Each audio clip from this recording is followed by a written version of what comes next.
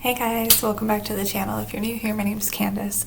Today we are going to be talking about somewhat of a topic that I think a lot of people don't really want to think about, and that's the eventuality that, we will all pass on and, either go to heaven or not, depending on our choices. But what happens to all of our things that we leave behind? And how we can really be kind to the next generation when we pass on. We're going to do some tips and talking about it. First, we're going to pray.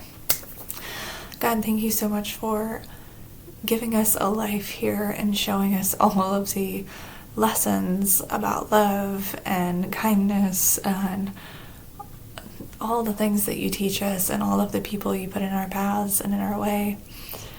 I pray that this would find whoever it needs to find, and that they would take whatever tidbits of wisdom that you would like them to take out of this video, and that maybe it would give them a different perspective than they already have on the situation. I ask these things in Jesus Christ's name. So, this is not meant to be a Debbie Downer sort of a video. This is actually something that I think can benefit a lot of people if they actually sit down and just have this, conversation with themselves and then start talking about it with other people, okay? Now, we all know eventually, right? If you're young, you probably aren't thinking this is going to happen until way, way, way later, but as you get older, you start realizing and coming to the conclusion that, yes, eventually you're going to pass on, right? Eventually God's going to call you home. And every physical possession that you have here is not going with you, right? So all of this stuff will be left behind to either the next generation, a spouse, a family member. Someone's going to have to take care of it, right? Someone's going to have to deal with it. Someone's going to have to sort through the things. Someone's going to have to look through your paperwork and deal with, getting you cremated or buried or whatever else you've decided you want to do with yourself when you're gone. There's a lot that is left for the next generation to do once you go, right? This video kind of came about because I was scrolling online. Bad habit, but I found this post, right, where this person was stating how they are going to have to downsize because of, financial situations, and that their children were urging them to start decluttering, right, and start, making decisions on what this person has, because the kids know that some of these things they don't want to take on with them, when this person dies and stuff like that. And so this person was asking for decluttering tips, right? Some people did actually respond with decluttering tips, and then there were those who said things like, well, I don't know why you'd have to go through your stuff. It's your stuff. You don't have to get rid of it. Just keep it, and they can deal with it when you're dead. Or, my kids don't like my stuff either, but you know what? It's mine, and they can just suck it, and they're gonna, get a dumpster when I'm dead and just deal with them themselves. I don't care. Yikes. Like, how bad of a relationship do you have to have with the next generation to want to purposely leave them a giant burden like that? I don't get it, personally. Now, for me, I have dealt with elderly family members passing on and going through, their life's stuff. It can be overwhelming, right? I mean, depending on how much they had, depending on if it's organized or not, depending if any of it's in order, or if there's just a lot of stuff that needed to have decisions made on it a long time ago and the person didn't want to make decisions on it. It can be a huge burden to leave to the next generation, to have to deal with a copious amount of stuff, right? And it's one of those things where if we leave an excessive amount of stuff. If we leave stuff that is not organized, if we make a mess and just leave that mess for the next generation or a spouse or a family member to have to clean up, it can then end up, like postponing their grieving process because they have to deal with your things. I mean, it could end up making them bitter towards you because you left them a giant ball of stress to deal with, right? Like, it can be such a negative thing to have to deal with when somebody passes on if they've left a mess, right? So I'm going to give you guys a few tips to make it easier on the next generation, to make it easier on whoever gets left behind. Practical tips, okay? Like, there's some things that those of us who are younger and obviously not at the average age of, moving on out of this life can do, and then there's those things that as you get closer to really hitting that age, it's time to do some more stuff, right? If you want to be kind to the next generation, that is. For those of us who are on the younger end, right, one of the biggest things that I think is important is for us to have our paperwork together, okay? And by this, I mean, like having a beneficiary listed on your bank account, right? Having maybe a life insurance policy, having it set up so if you go, whatever property you own, whether it's a home or a car or whatever else, already has a designated place it's going to end up. And then that way your families don't have to go through probate court or whatever else to try and get those things or figure it out. Like, just having those things already organized and taken care of makes it so much easier, right? For me, what I've been thinking about doing actually is just like having a little spiral notebook or something and being like, in the case of my death, and then you write all the instructions inside. This paperwork is here. The key to this is here. This thing is here. Deal with this in this order. Like having it all already written out.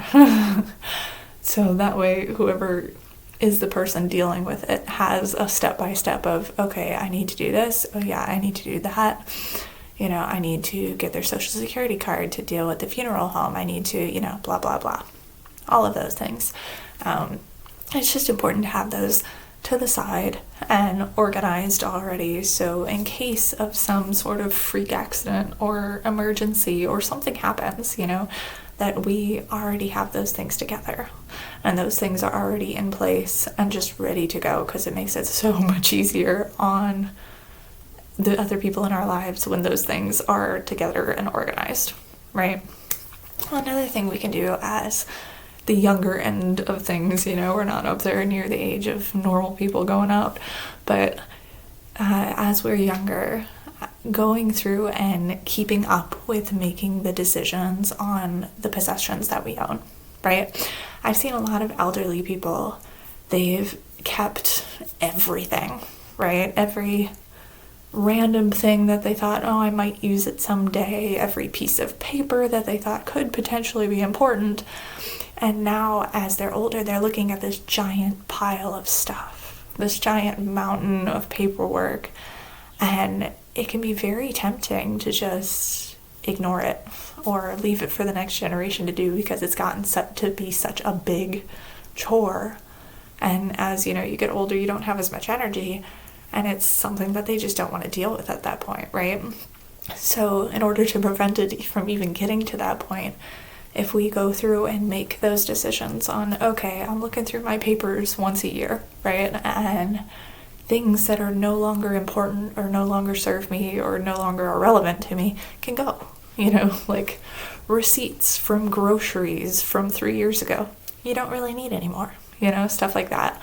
And just whittling things down as you go, it's much easier than leaving it to be like a giant bear of a chore later, right? Same thing with like random stuff.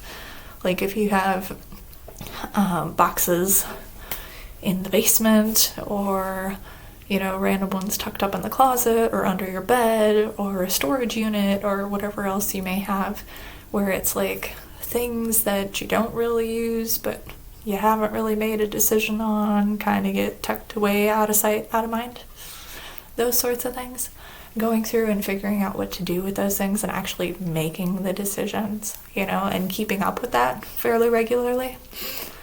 Like I go through papers once a year, and I usually go through my stuff once a year just to make sure if there's anything that's no longer serving a purpose, or if there's things that I bought because I thought I was going to use and then didn't end up using, that I can, send them on to a better home or sell them or do whatever I need to do with them, right? Just keeping on top of those things so that way we don't accumulate an excessive amount of stuff, right? Now, does this mean that you have to be a minimalist and only have like 5 shirts and 2 pairs of pants? No. But I would advocate for keeping it to a manageable, useful amount of stuff, right? Because if we have like 10, 15 boxes of holiday decorations, plus this, plus that, and sports equipment, and this and this and that, it can get overwhelming very quickly if we do have too much, right? And things that we haven't used, or things that we don't plan on using, or things that were sent down the generational line to us, but we never really liked, but we kept because we felt guilty and then didn't get rid of. Don't keep sending it down the generational line, okay? If it's stuff that you didn't like and you got it, like, let it go, give it a better home, stuff like that. Those are pretty much the basics for those of us who are younger, just making sure we have our stuff in order and that we deal with the decisions we need to deal with as they come in, right? So as that junk mail comes in and sits on the counter, make a decision. Is it going to be kept or is it going to be checked? Stuff like that. As we actually get older, though, and we start creeping up towards the age in which a lot of people do go, right? There's a few more things to get into with that. Of course, having our paperwork in order is super important, especially as you get much older, and having someone in your family, whoever that next person is going to be, having that person, like, getting them in on the conversation and telling them where certain things are, like what things are important, what things that they will need, when you do die, to take to the funeral home. If you already have all of your, like, death arrangements taken care of, bonus points for you, right? Because that's awesome to have that already dealt with, so your next generation does not have to deal with that, right? If you have that already together and paid for, it's a beautiful thing. Because when you die, right, the cost of death is exorbitant, unfortunately. Like thousands and thousands of dollars just to cremate somebody, and add like double or triple that cost if you're actually going to have like a funeral with a casket and stuff. It's crazy, right? And there are a lot of people who just don't want to think about that, so don't prepare, and then you leave like this giant bill basically for your loved ones, which is kind of unfortunate. But if you have all that stuff in order, like it's already together, you already know where you're going to be buried or whatever else, or cremated, or you've made your decisions already, and then it's just left to the next generation to just carry them out. It's a beautiful thing. It's a really good gift of not making them have to stress out and make those decisions themselves, right? As you get up there, right? Not just having the paperwork in order, which also would include, of course, like title and deeds to your home, quit claim deed if you need it for whoever it's going to go to after, dealing with if you have multiple cars or boats or a cabin or whatever else you might own, getting those things pared down to, or figure out who wants what and get that going. Getting people in on the conversation, right? So if you have 5 kids and 10 grandkids and you have a whole house full of stuff, right? Bringing them in and just casually, asking them what sort of things that they would like when you go.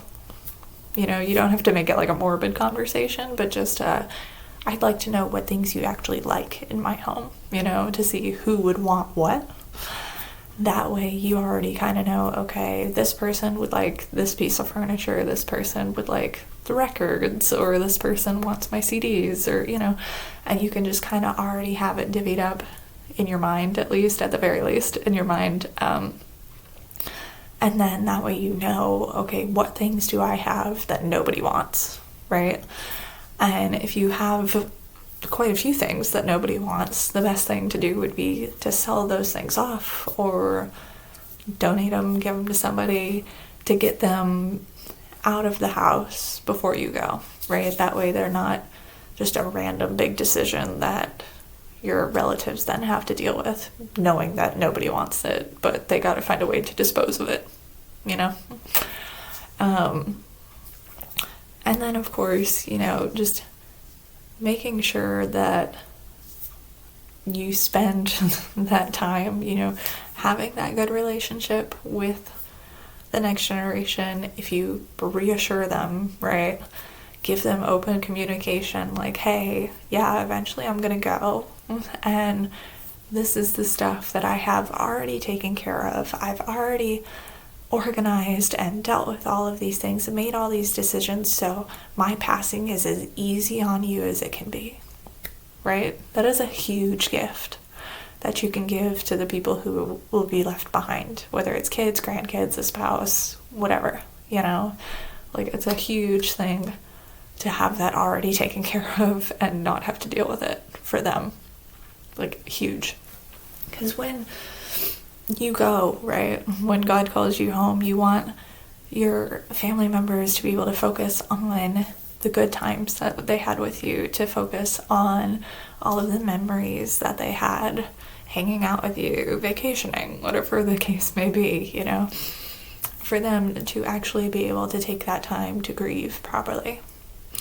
And if you have all these things already taken care of, everything's got a place, everything's organized, everybody knows what's going where, it's all worked out and together, you give just a big sigh of relief and a big just to that next generation, so they'll be able to properly grieve you and they won't have this giant mountain of stress to have to deal with on top of it, right?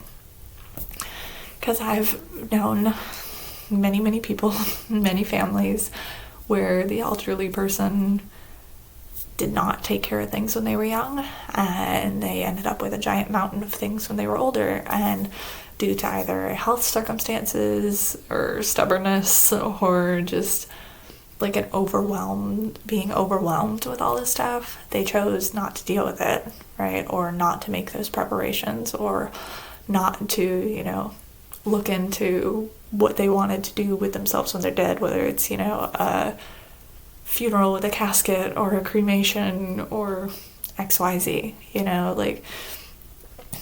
and a lot of people get to that point and they're just overwhelmed and they just don't do it.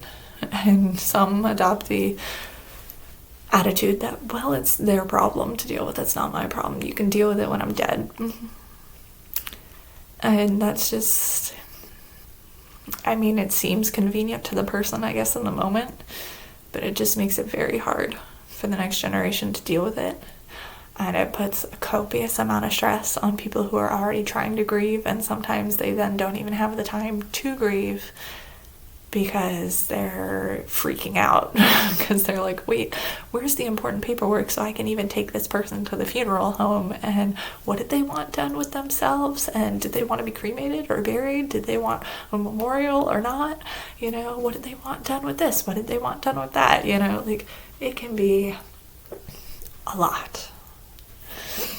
And so I think, honestly, the best thing to do is to prepare for this and to just be aware of it. If you're a Christian and you know that you're going to end up going to be in heaven with God anyway, your death should not be something that scares you, right? It should not be something that fills you with dread or anything like that. It's just passing into the next life. And that life is going to be much better than this one, right? So we want to just leave the people who are going to be here with good memories, with good times, with love, and with peace. not with a giant mess of things that they have to deal with, right? Okay, I think that's about all I've got. I hope this has blessed you in some way. I hope this has even just started the idea in your own head that, oh, maybe I should go through this and that. Maybe I should go through my papers. Maybe I should get rid of some of those, old love letters so the next generation doesn't have to deal with them and look through them or be embarrassed by them. Stuff like that, Like I said, I hope this brings peace and blessings into your life, and I'll see you guys next time. Bye.